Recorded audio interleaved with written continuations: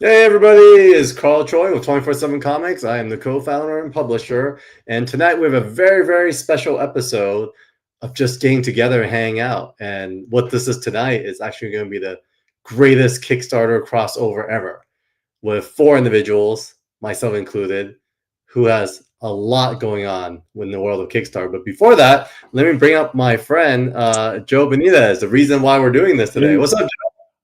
how are you, man? I'm good. We're hanging out. It's been a long day. How about you? Good. I mean, I just woke up a little bit ago, so my day hasn't started yet. My gosh, I wish I could be so rested right now. I woke up around Right. 5:30 this morning. It's been a long day, so I still Right. got 4 hours to go. And this next hour, I'm excited because obviously, you always do great work, and you have a few friends that's going to be joining us today. You want to introduce your friends? Sure. Right now? Yeah, let's go. Yeah. Stephan Franck. How do you know Steven? What's up, Steven? Yeah, How do we? Well, I mean, how do we know each other? I guess Olivier. yeah. I Was was. that It's funny. Carl was asking the same question. I think Olivier is out there, who's a French publisher of comics, American comics, into the French market. Uh, um, I think he was an old friend of mine and yours, and that's how we get connected. I think. Yeah, I think it's like because when he was here, I think I dropped him off at your house one time, right? That's When he right. was staying, That's right. right? Yeah, so it's like Olivier. He worked for Glenat. He was one of the people that um, spearheaded bringing Mechanica to the French audience. So it's like uh, yeah, it's like he was one of the people. Well, he was the guy working at Glenat when we were doing all the Right. paperwork and whatnot. And he's a good he's a good guy, good pal, good friend. That whenever we see each other, it's like party time. But yeah, it's That's like that's yeah, the we best came one. down. When you Yeah, pick up where you left off every time you see each other. And we have one more friend tonight. Who is that, Joe? Madeleine Holly-Rosing. Hi, Madeline. Hello. Hi. Happy to be Yeah. here, guys, though I'm in the middle of we're moving. Oh my Oh, gosh. oh, Where are you moving We to? are we are moving from California to Oregon. So Oh, I'm oh. in the middle of we're in this whole pre-packing stage of organizing everything. We've got the house, but I'm also like trying to finish off one comic to get that into printing for fulfillment from a Kickstarter. I have no, I have there's too many spinning plates. oh my gosh. You don't have to say that again. I think all of us spin a lot of Yeah. plates. But Yes, we all speaking do. of spinning plates, why don't we kind of start with Madeline, maybe your origin story in how you got into comics, because all of us are involved in comics and we all Yes, have a few spinning plates. So we'd love to yes. hear your story.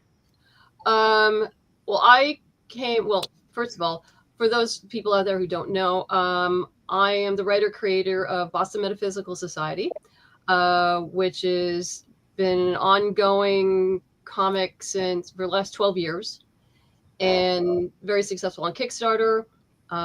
In short, it's about an ex-Pinkerton detective, a spirit photographer, and a genius scientist who battles supernatural forces in late 1800s Boston. Um, and I was just currently finished a Kickstarter for a new series called Morgana Pendragon. And I was hired as a guest writer for the current Lady Mechanica Kickstarter called Mechanical Menagerie by Joe and Marcia. So that's how Joe and Marcia and I met. It's been a blast working with them. Long, Uh, long, long time. Yeah, we take. Yeah, it.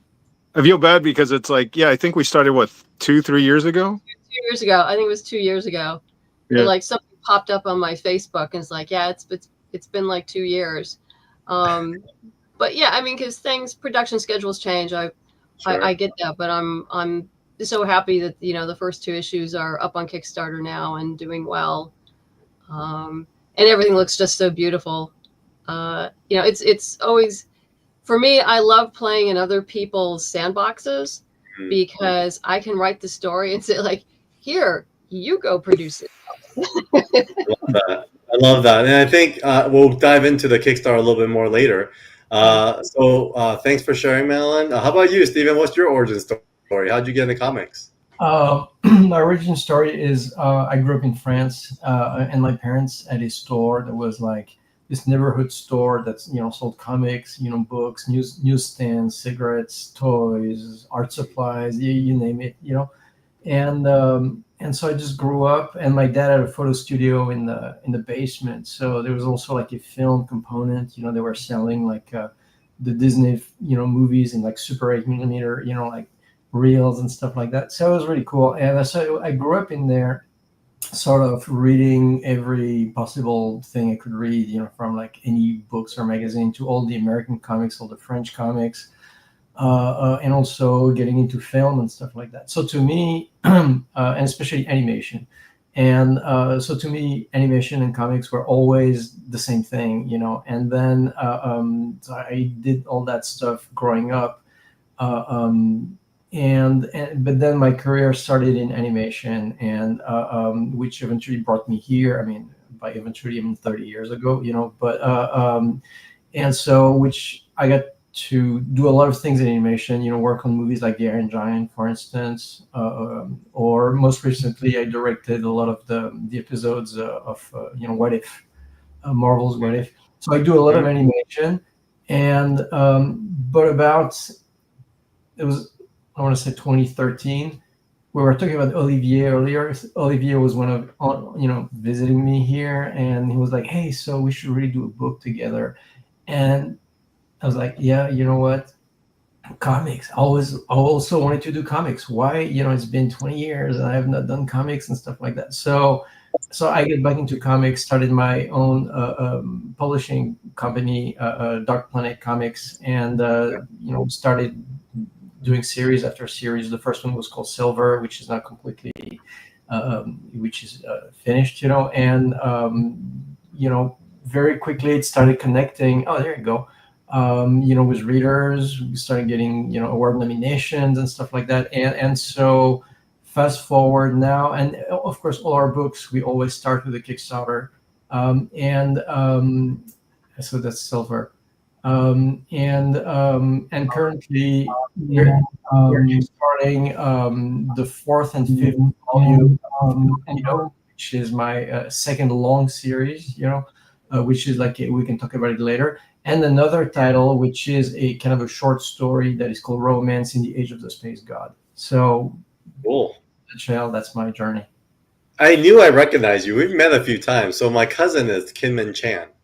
Oh my God! I just worked with him like very, very recently. Yeah, and then Anthony Francisco, ran into you with him, and then Jay Kim worked with you on Iron Giant, yeah. Yeah. Oh, that's right. And now I remember meeting you before now because I remember that conversation. Yes, so we met a few times. Pretty funny. Small world. Both of them are just amazing people and amazing artists. I'm really, really amazing artists. Yeah, I work in the live action side of the business, so I'm always hanging out with all the Viz Dev guys, and so it's pretty small world. So kind of cool to run into you here. Yeah, it's amazing. All right, thanks, Stephen. How about you, Joe? What's the origin story? I mean, I'm a fanboy. I've known your work since day one. But I think for the audience who may not be familiar, it'd be great for them to hear your little origin story. I was working at a mom and pop silk screening shop called Carjo in Santa Fe Springs when I was right out of high school, and this was around '93. When Image was, when it was blowing up, they had a talent search. Them, DC, Marvel, Valiant.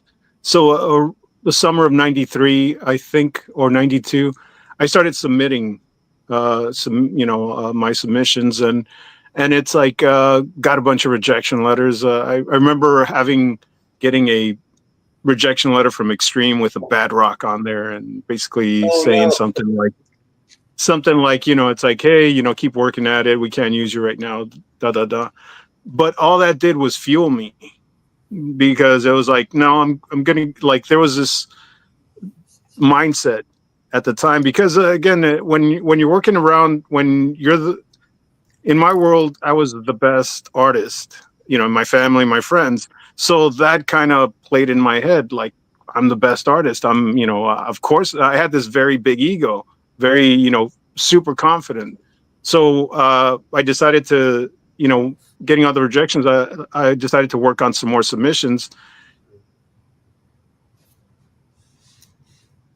And Oh, we froze. Oh no, we lost Joe. Oh no, he in froze. the midst of the origin story. All right, who's gonna help him finish telling that story? Well, I'll just say something about his story, which is that there's this very, very familiar element of someone telling you, like, the rejections early in your career, and like the best. Oh, did I log out? Oh, there you go. You're back. You're back now. Yeah, you're back. Yeah, I think my Wi-Fi went off. Okay. So you were saying you were getting rejected, and then yeah, and I worked on some submissions, showed them at San Diego Comic-Con '93, and in my head I was like, I'm going to get hired. That was a very, I knew I was going to get hired, and showed my work, and three studios latched or thought that I could work with them, or they liked what I was doing. That was DC, Wildstorm, and Top Cow. And I ended up going with Top Cow because they're the ones that were first to, approach me. I got hit up like a month after I was at Homage. I got hit up a month later from Denny O'Neil. He was the editor of DC at the time, and he offered me a Batman book. But my 22-year-old head, artist mind back then, I was like, I'm working with Mark Silvestri, Jim Lee, Wolf Portacio, Scott Williams, and all these new guys, J. Scott Campbell, Travis Charest, Scotty Clark, Ryan Benjamin, Dave Finch, Travis, it's like, I was like, this is my dream spot. So that's where, that's where I started, and been doing, did for most of the 90s, did work for Top Cow at Image. Early 2000s, I broke off and did my Wraithborn with Wildstorm, and then did a 2-year stint with DC, and various covers here and there. And then in 2010, that's when I developed Lady Mechanica and released it, and been doing that ever since. Wow, has it been 15 years already? It seemed like yesterday. Yeah, I had black hair back then. Oh my god! In fact, I have one of your original Darkness. Yeah, I saw that. Yeah, in the back of my wall, and that's actually my first love in collecting original comic art, was that piece. So it was kind of cool. Oh, right. Okay. Well, I'm glad it resonated with you. No, thank you. I mean, obviously, you guys have a much deeper background in comics and art than myself. One thing my wife always says is I have no talent. I just like hanging out with a lot of people with a lot of talent. And so I said, thank you. I'll take that as an honor. So I would say, like, you guys on your journeys obviously has ups and downs, but what is your take, and what are some of the things that come to mind when you think about comics today? Oh man, there's some good ones out there. It's just the thing. Personally, for me, it's like again, my era was the late '80s, early '90s, the big, bold, in-your-face action stuff. So I get gravitated towards that. I mean, when I go to comic shops, I usually end up buying the same books I already own from the '80s and '90s, just to get some backups. But I mean, there are some really talented. The thing is that the level of art has risen. So the line, like, when I started, was around here, and then you had the cream of the crop. Now everybody's surpassing the cream of the crop from back then. I mean, the types of art that's coming out is so detailed and so dynamic that the thing is, I don't know. I think it's like the more you see that, it's like there's just so much that sometimes nothing stands out. I don't know if that makes sense, but it's kind of like everything is so good that it's not like in the 80s and 90s where it's like you had like a core group of individuals that, holy crap, their work is visually amazing. For me, anyways, as an artist, you know, it's like, yeah,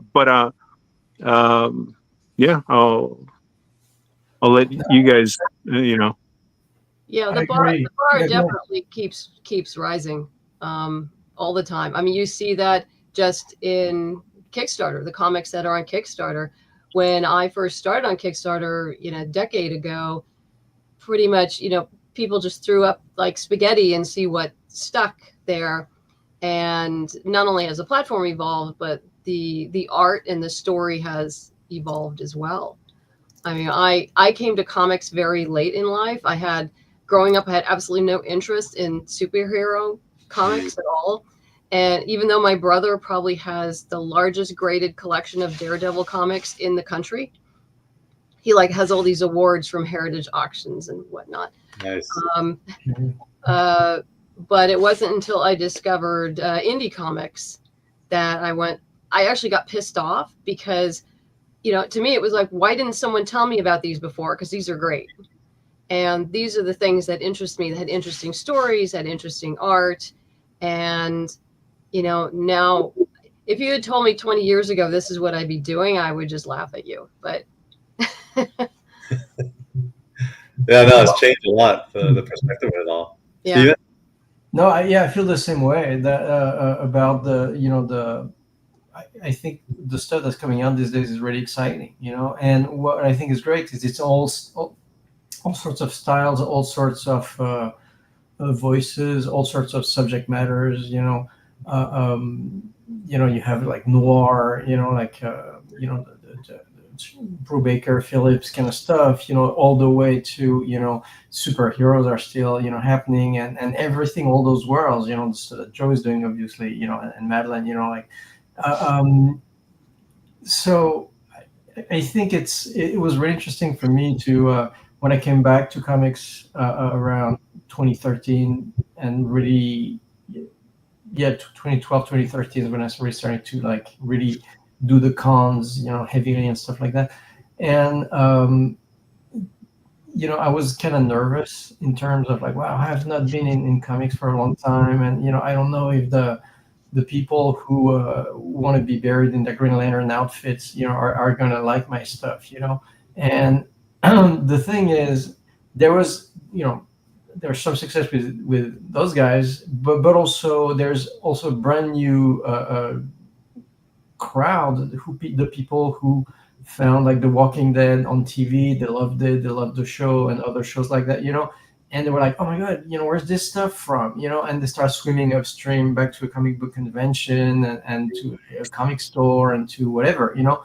And so I think that opened the door to a lot of different stories are being done. And I think it's just for me as a reader, you know, I just think everything that's out there right now is there's more exciting stuff for me than there was when I started, you know, 12, 13 years ago. Yeah, I agree. In fact, as you know, we talk about, you know, how much, you know, the talent has leveled up. I do feel like it's reflected on the market. In fact, the last 6 months, comic book shops have done extremely well. Barnes and Noble's opening 70 new stores this year. There is a true kind of coming back to the medium for a lot of, you know, I think parents who had nostalgia of the 90s, as well as their kids who are now gravitating to comics because the phone has become such a normal thing. It's not exciting anymore. They're actually look through pages, looking to collect things. I think there's something about, you know, these comics being the origin stories of all the movies that they watch and TV shows that they watch. That's really bringing a new audience to the space. Rather they're casual, whether they're art fans or rather they're really story readers, right? And so I think that's been amazing. And I think, you know, even just piggyback off of that, because there's so much talent out there, there's something for everyone, right? And I think because there's something for everyone, there's also many outlets for distribution. So maybe when we're growing up, it was the 7-Eleven, it was the newsstand, it was the supermarket, it was the comic book shops. But now there's the comic book shops, there's Barnes and Noble bookstores, there's the conventions, there's Kickstarter, there's online digital, there's whatnot. There's way more distribution channels, and so if it feels smaller in different segments, it's probably because it's so fragmented. And I think when it's fragmented, to me, it just spells opportunity as long as you know how to reach that audience. And so I do feel like it's a prime time right now to be in comics. Yeah, I do agree that it's probably been fragmented because, or was it at the last convention I was at? There was a young lady who she got all her comics from webtoons.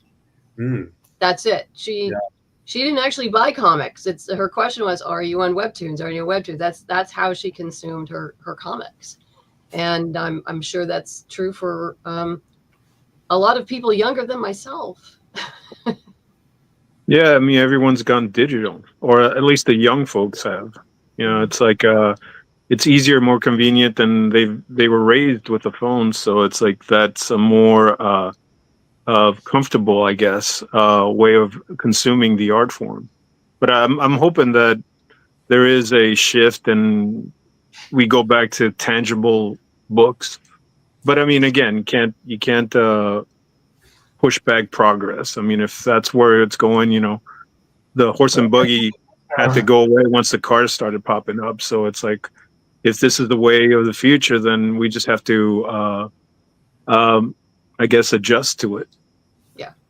But I think the books are still, you know, offering an experience that people, for the same reason that vinyls are back. You know, like now, if you're a musician, like, you know, you're trying to get your vinyls pressed. I mean, like, you could be a year, you know, waiting, you know, period, just because of how many people want vinyls, right?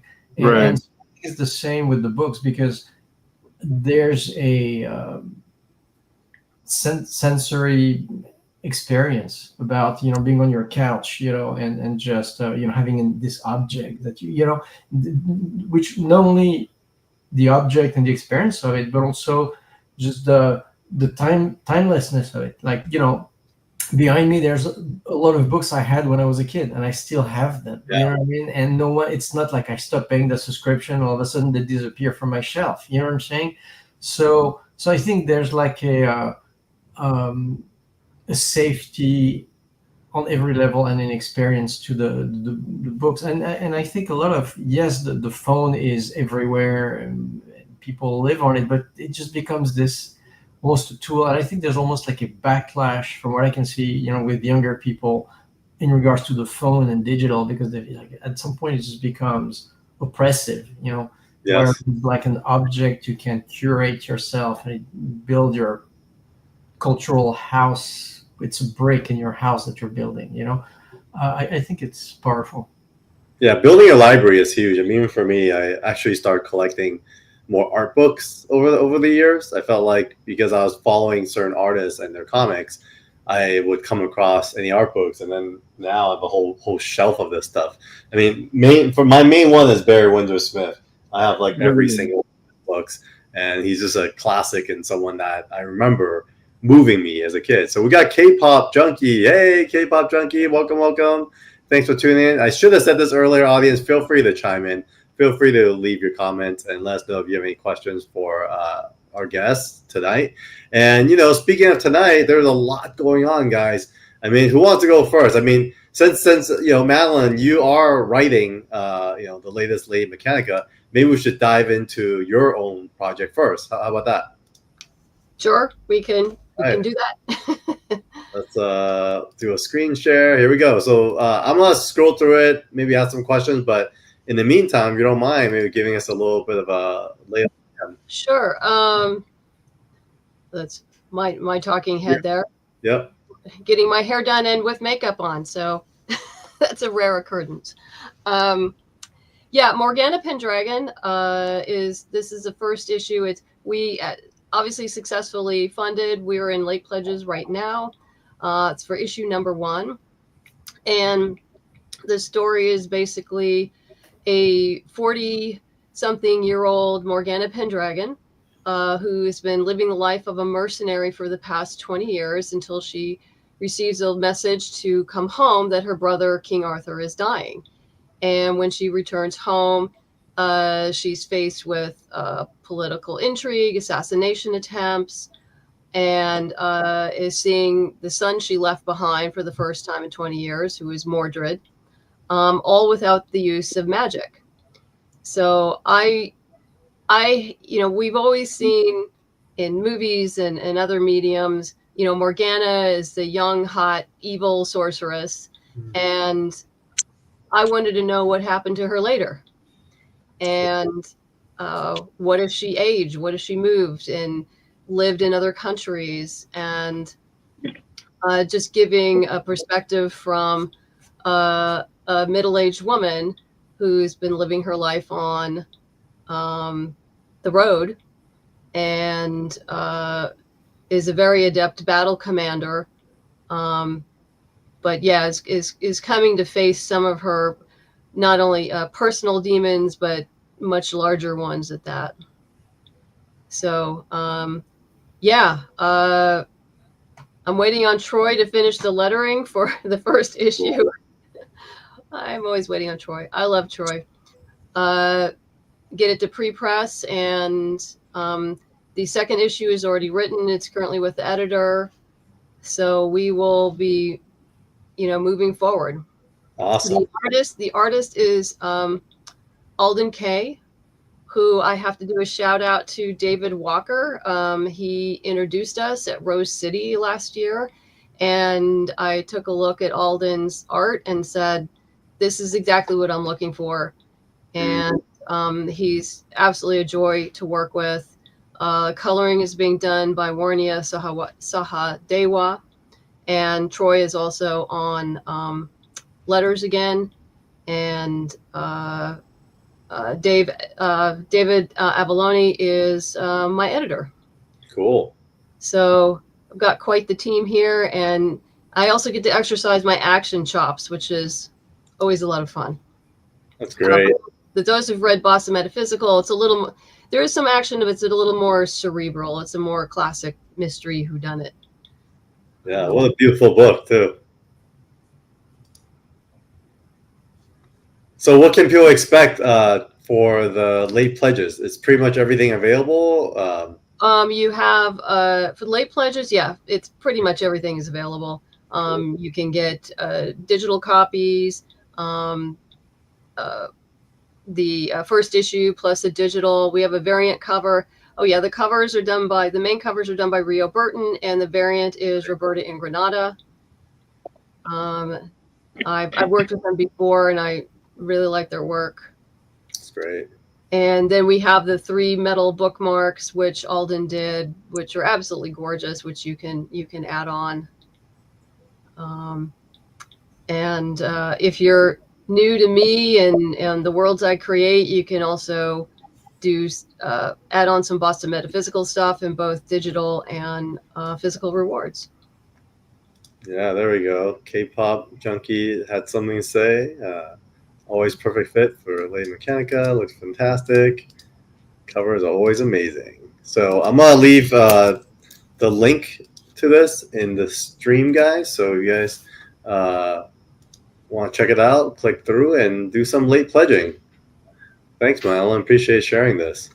Thank you. It's great. So when you recover off like a Kickstarter campaign like this, do you typically take a week off, or are you just right into moving now? Oh, right into moving. There's so much to do. That yeah. And then trying to juggle cons, because we had planned not to move until after San Diego Comic-Con because it was just being too logistically difficult. And I was hoping to be up there before Worldcon so I could drive up to Seattle, but I'm not sure that's going to happen. But I better be up there by Rose City because I don't have any place to stay. Well, I'm sure you'll come across something. There's always a kind of last minute dropouts and whatnot. And thanks for sharing, Madeleine. Stephen, how about you? What's the latest? What's on deck?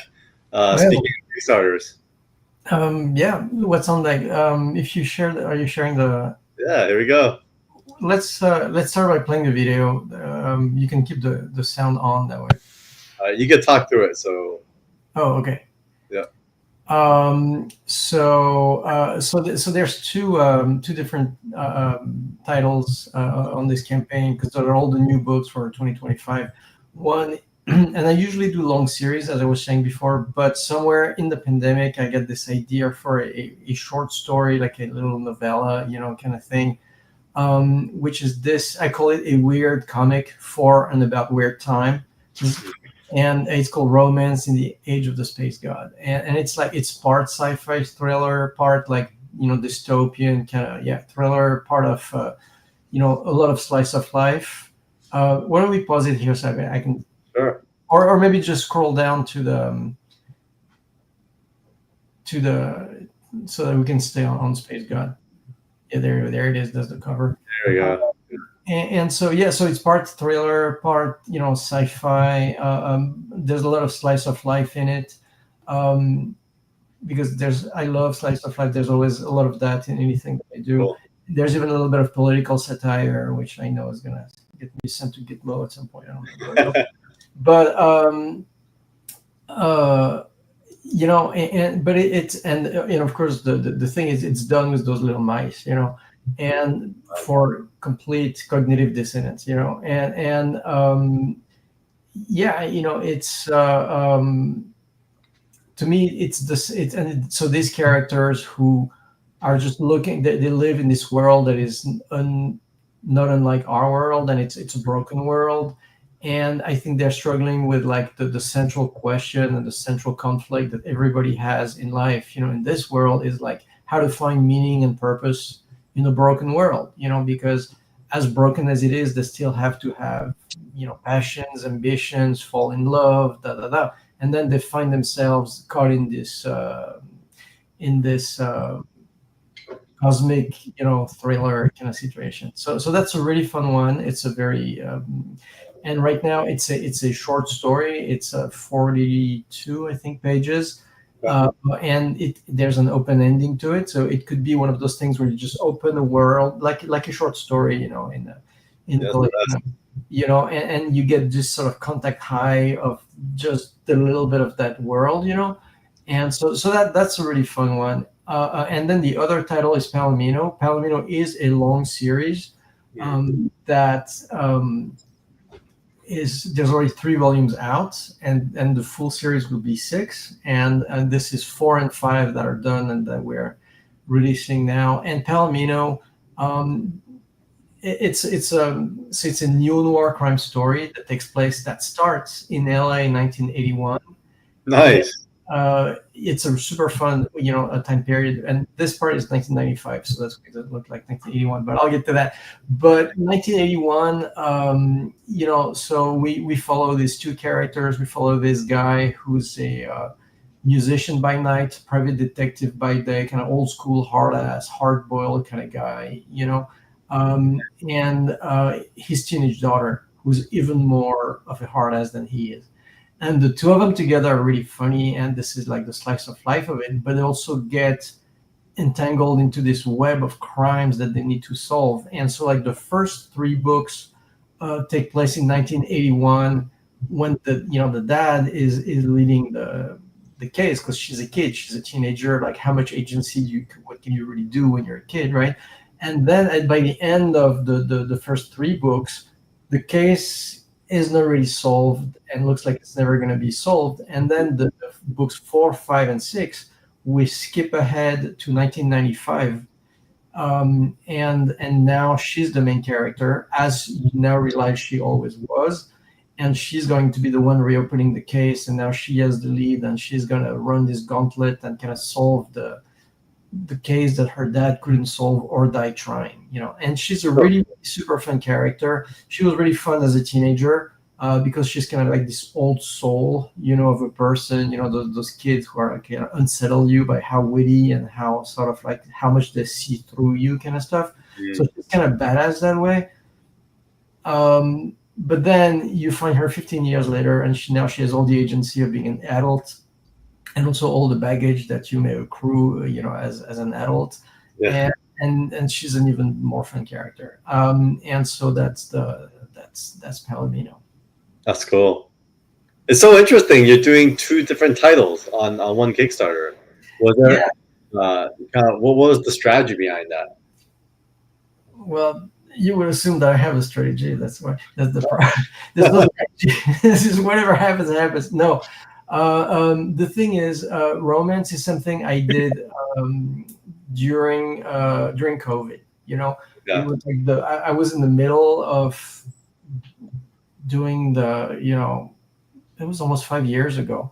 And so during COVID, everybody was looking for something to do. There was no conventions, the stores were closed, whatever. So I started it as a free web comic. It's like, and also it was kind of like this thing about that time, and there's some, and then, COVID ended and the thing, and I started to figure, it's probably going to not be relevant because certain characters that were around in 2020, I assume would not be around today, but guess what? Now they are back and everything's back, and the world is as broken as it ever was 5 years ago.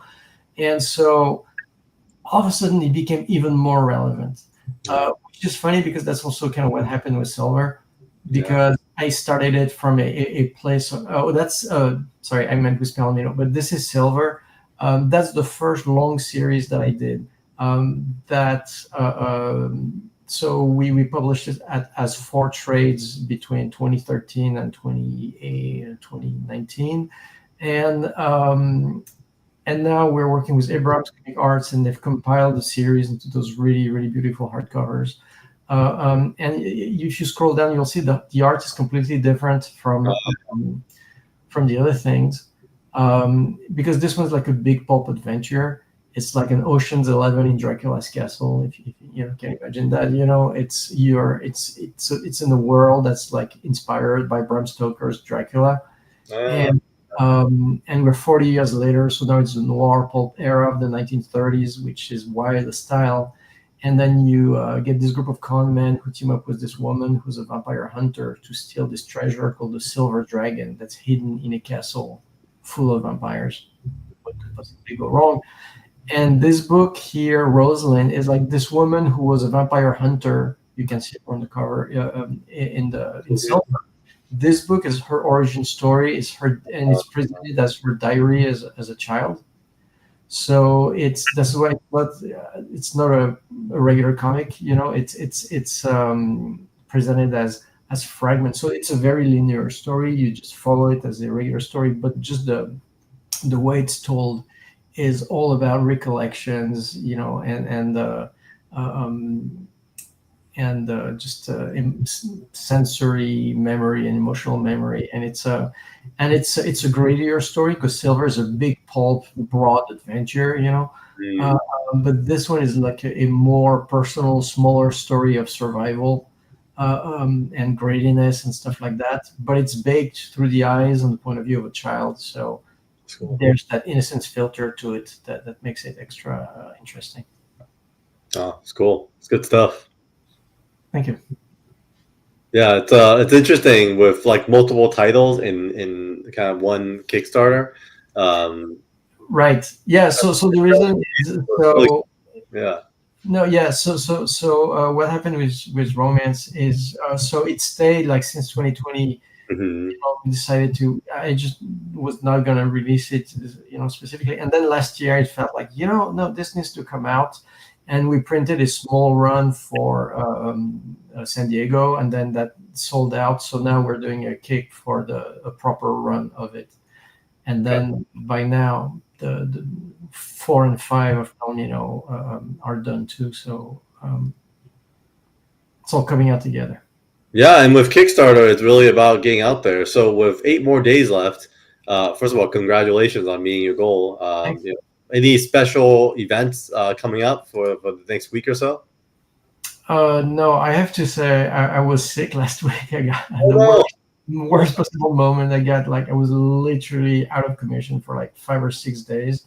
That really sort of like stopped me in my tracks, in terms of promotion and stuff like that. So So I feel like the campaign suffered a little bit. So hopefully we can pick it up now and just keep going. Yeah. Yeah, we'll do an update in general. I think what we'll do is I'll cut some videos for us and we'll put this link out, and then we could all kind of we have 4 campaigns that I could send these campaigns to, and we'll just kind of get some copy and we'll all just kind of cross promote afterwards. And I think this will be a good way for the audience to see what these campaigns are about too. And I love the different angles that we're coming from, and I think that's really powerful. But yeah, Stephen, thanks for sharing, man. This is awesome. Thank you. I love this right here. All the noir stuff. I like how you said the hard boil in that world as well. It's great. So, Joe, I think you got a big one. You're in the middle of it right now. So, should we dive in? Sure. All right. So, Lady Mechanica, here we are. What was it, 13 days to go? Yeah, 2 more weeks to go. Right. Very successful. You've always had a really big runs when it comes to Kickstarters. So how are you guys feeling? I know, you guys are collaborating on this together. Tell us more about the origins and what we should expect this time around. Well, Madeleine, you could take point on the story, like where it popped up. Like it's been so long that I don't remember exactly. I know how it all came. Yeah. I'm not sure if Marcia. Someone posted on Facebook that they were kind of vague, but they were looking for writers, and I just like, okay, I'll put my name here. And then I don't know if Marcia saw me there, but she reached out to me and said that you and she were looking for guest writers. Right. And we interested, and I said yes. And then I said, let me read all your stuff. And the reason I hadn't read it before is because Boston Metaphysical is a steampunkish thing, and I didn't want to accidentally absorb something from something else at the time. And so when I sat down and read all the issues, I realized, no, that wasn't going to happen. They were so different. It wasn't going to be an issue at all. But then I said, well, let me put together 3 pitches for you, see if you like them, and then, we'll go from there.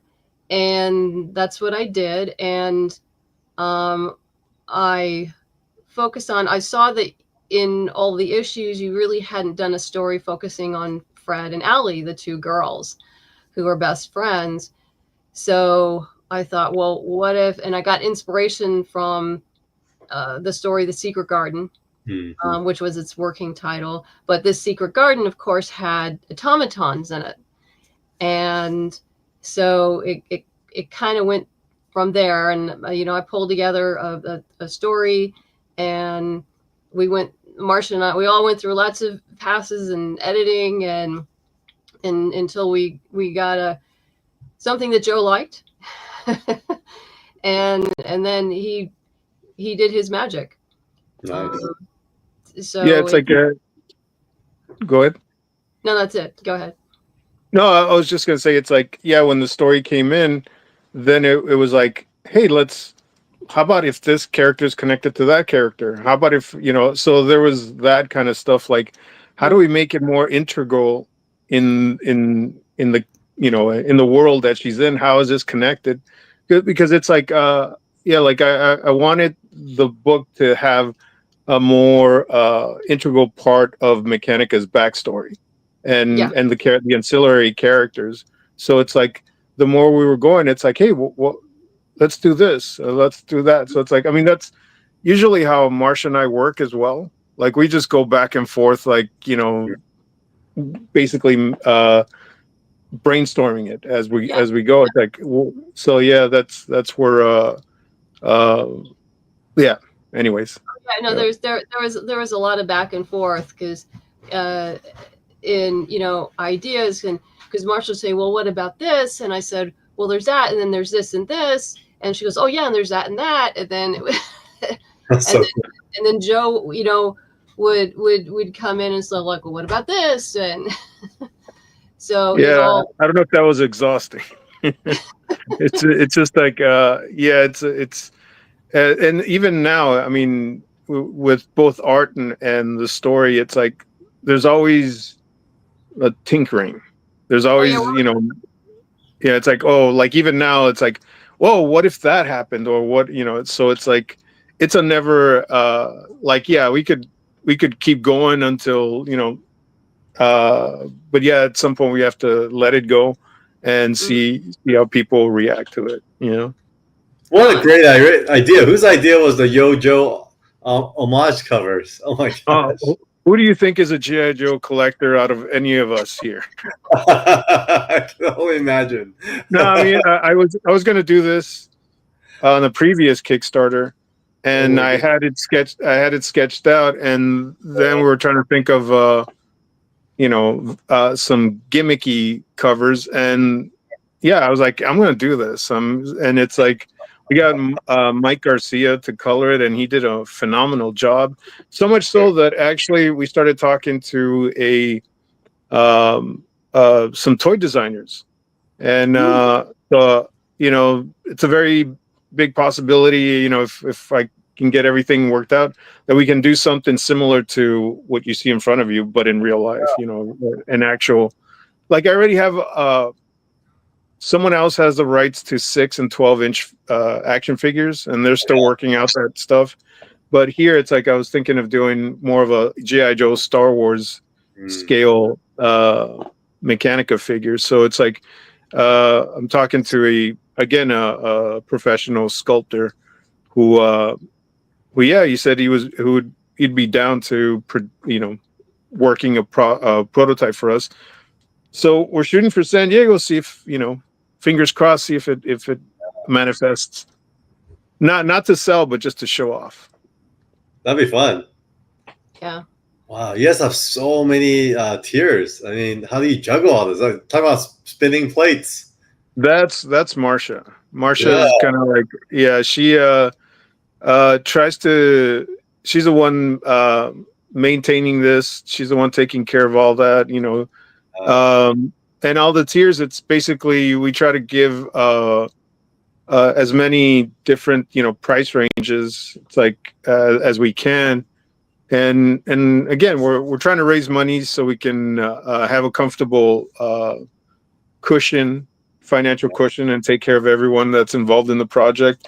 And it's like pay the future books. Like I have 2 other stories that we're working on, and I need to pay them ahead of, and you're not going to, those aren't going to see print for another year to 2 years, depending on our scheduling. So it's like, we have to make sure that, people aren't working for free, and we want to make sure that they're financially taken care of. Yeah. As best as we can. Yeah.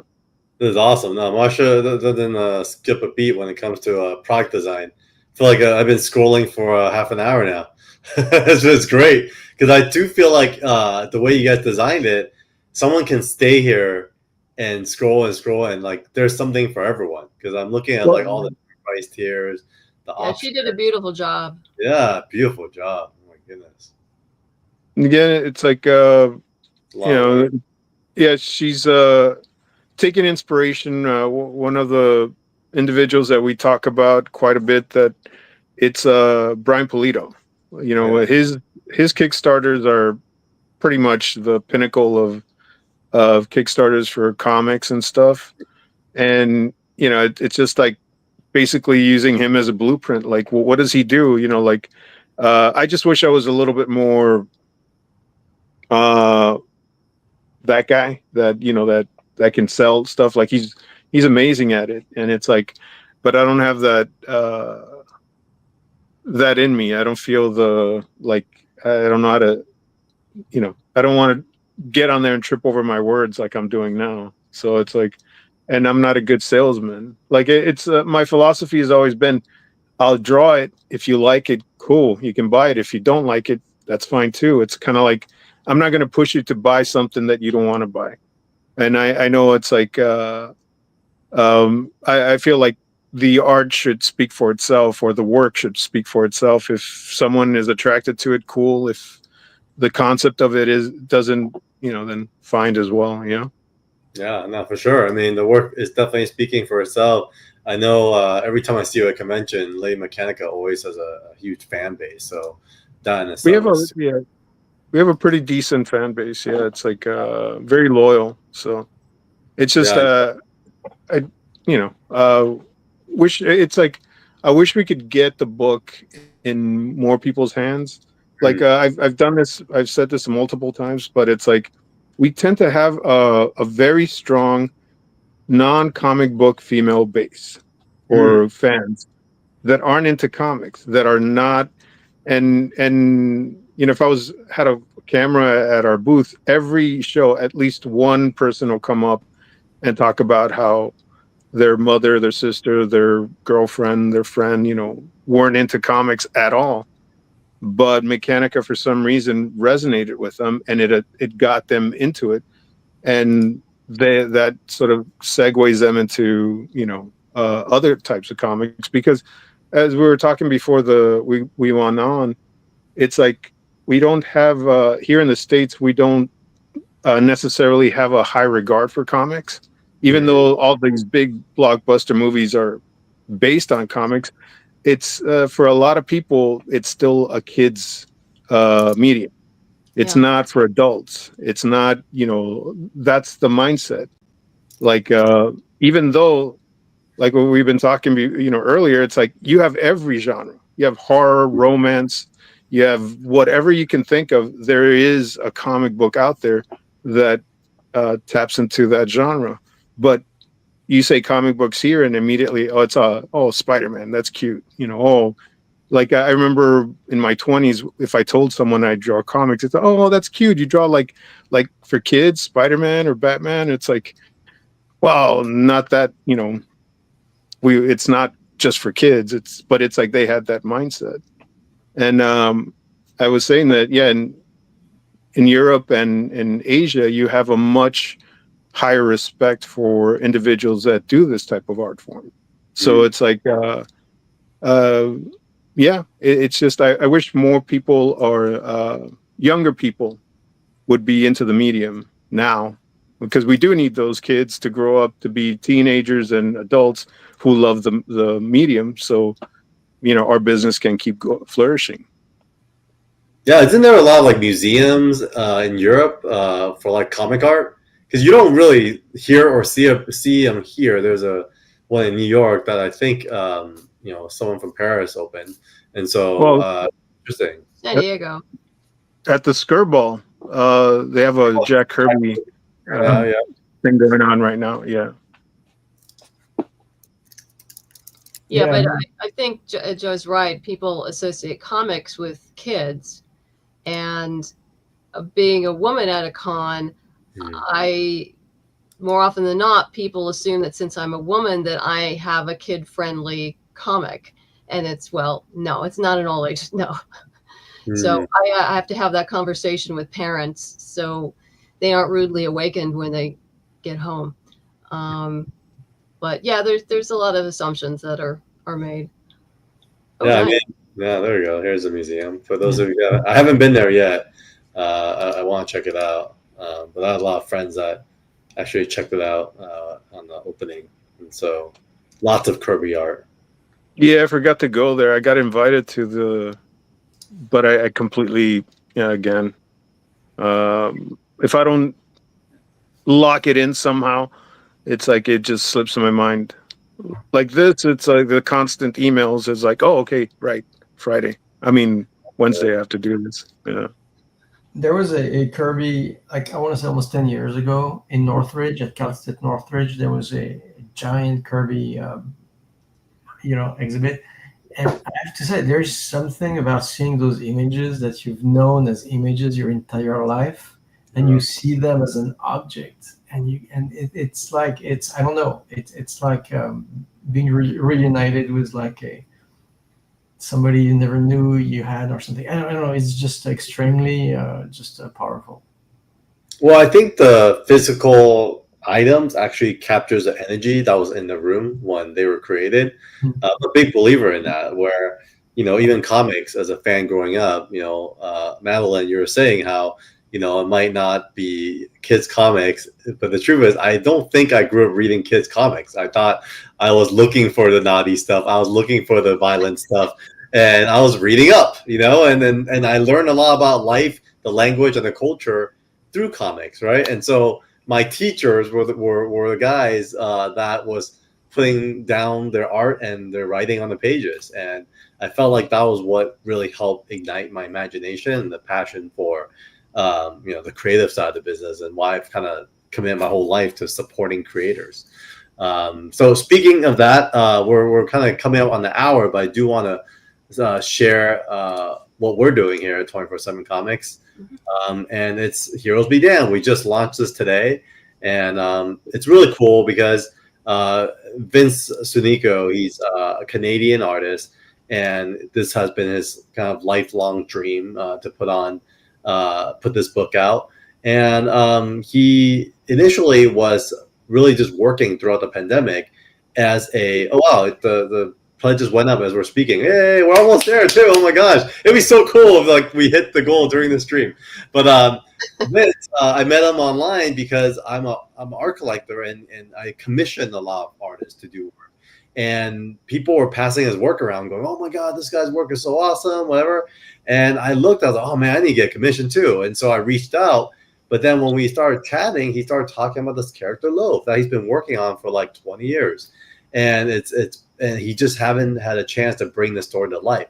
And so I was like, hey, let's talk about it. We're starting a comic book company. Like, how could I help? And he pitched this super cool world of anti-hero. So it's a world in the 90s where, the heroes have like taken over the world. They're kind of like basically the 90s where heroes and villains are like on top of everything. But then some years ago, in the midst of a battle, a hero and supervillain killed his daughter.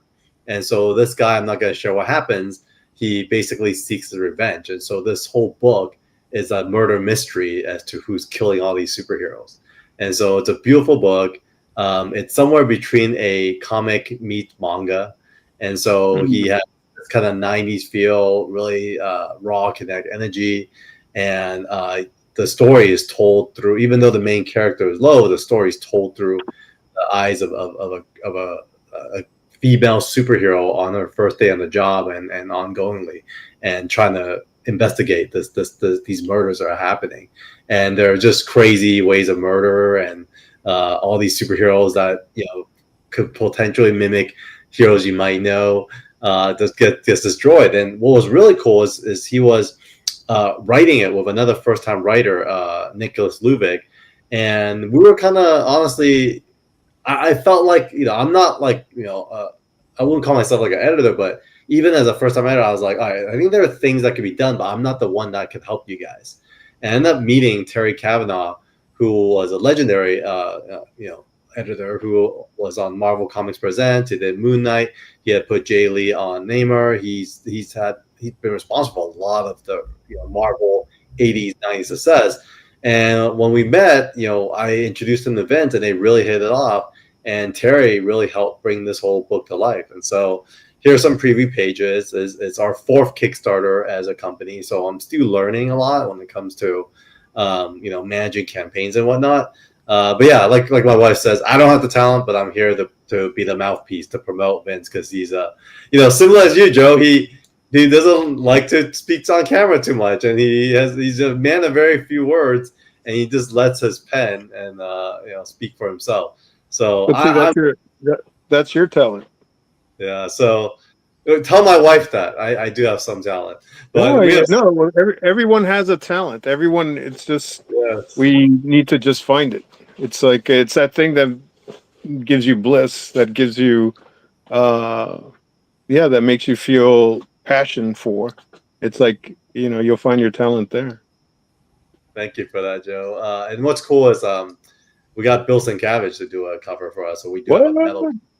And he's a very busy man, so for him to engage with the book, then deliver a cover for us, we felt like he needed like proper treatment, so we actually made his covers metal covers. And so so that's kind of what we're doing. And we're like, it's so weird that we're on this stream and we're $45 away from getting this project back. So Yeah, no, thank you everyone for the support. But want to just kind of share Vince's campaign, before we land the plane. But yeah, guys, thank you for coming on and sharing your stories. We have 3 other campaigns that has an audience that I'll make sure to share everyone's links here tonight, and so we'll continue on email. So any other closing words for the stream? I'm sure we'll see you guys again. Thank you for having us on. Yeah, thanks for making time. I was going to say, it's like anybody out there who's not familiar with Lady Mechanica, we have a free digital introduction. It's a 13 or 14 page story called the Demon of Satan's Alley.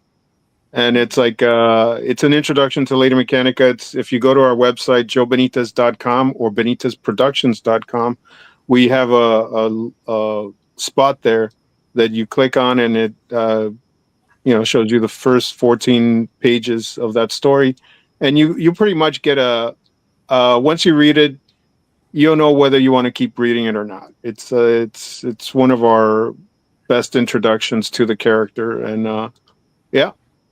So sorry, Joe, go ahead.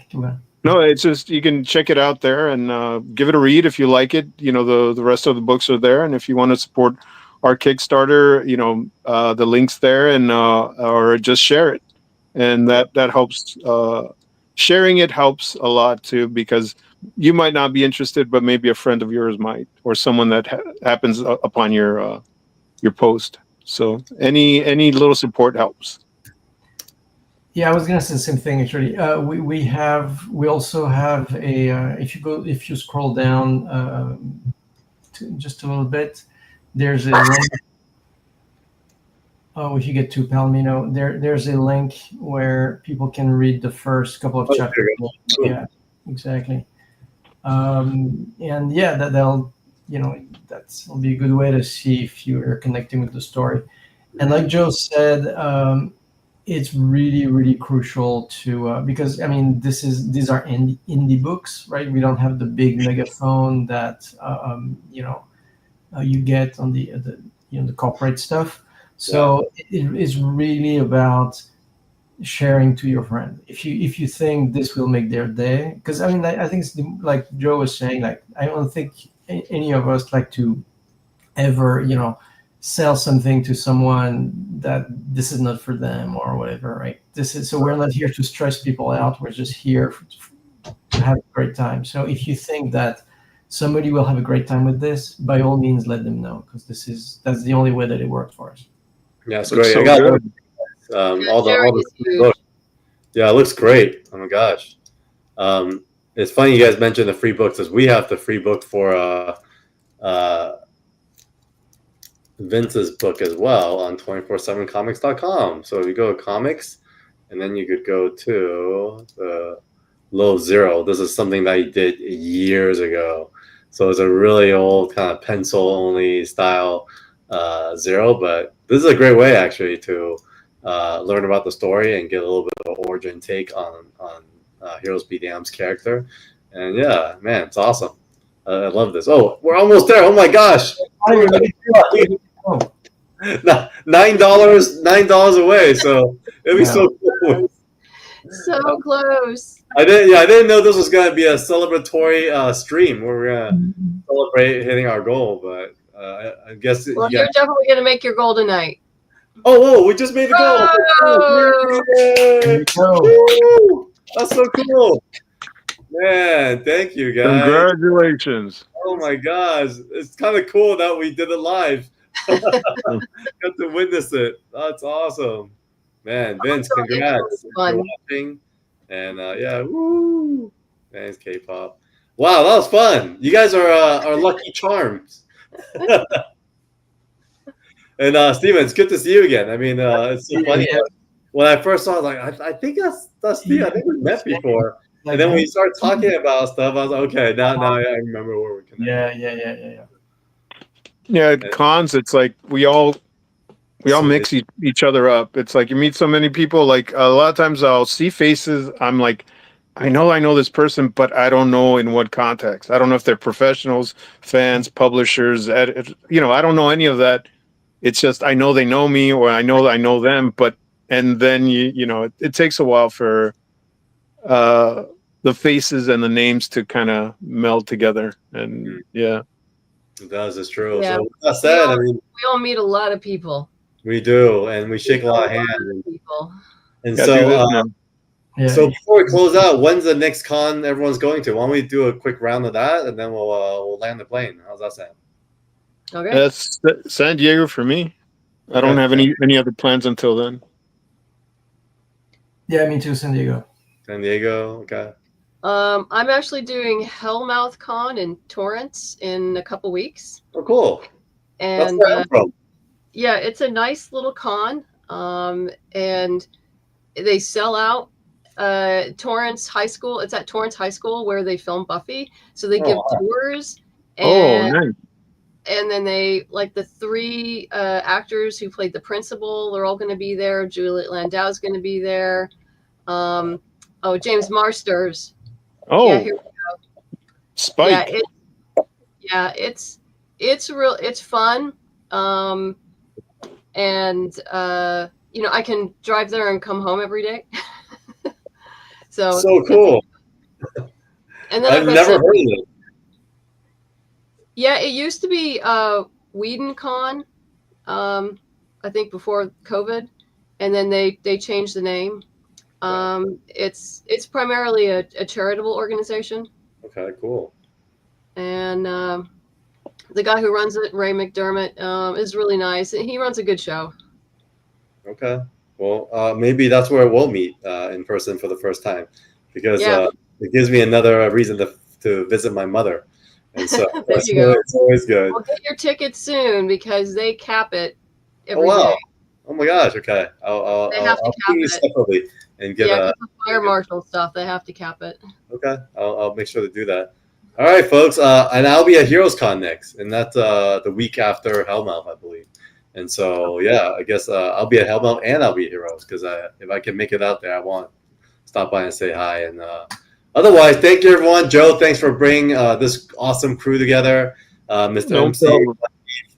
said congrats on the Kickstarter. Thank you, Sanjay. Really appreciate it. Your support is always appreciated and felt. And with that said, we'll see everyone next time. And good night. Good night. Good night.